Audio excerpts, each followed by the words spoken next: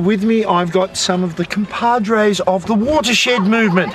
Yes, Neil and Roger. Now, tonight we're going to have a look at some of the realities of what the government's doing with water. But when I think about water, I think about all the pipes, all the taps, all the reservoirs, and all the water tanks around the place. Don't we have enough water? Yeah, well, there is plenty of water, and there's plenty of time to get it.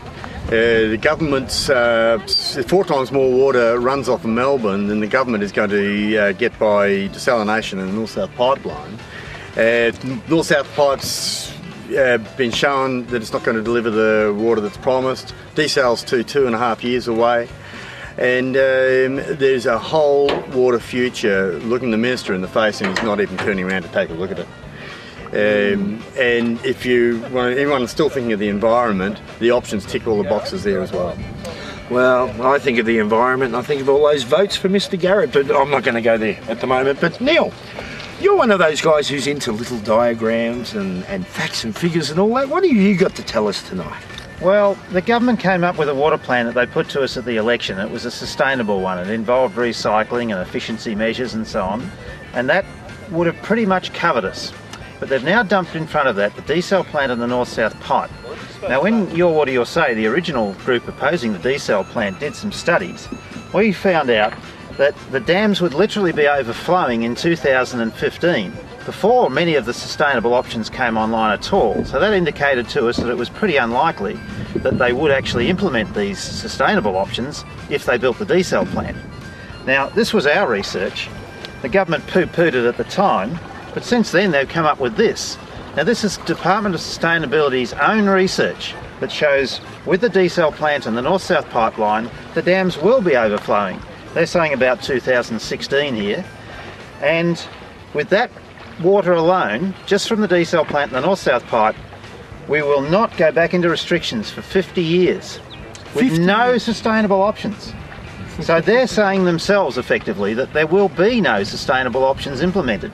And the fine print on this one is that this is with the desal plant only operating at 100 gigalitres capacity, not the 150 that they plan to start it off at.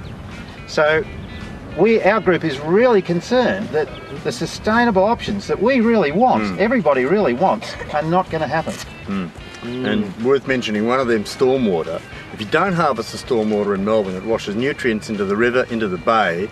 The bay's getting warmer. It's a recipe for an algal outbreak. At that point, it's a matter of how bad and how long.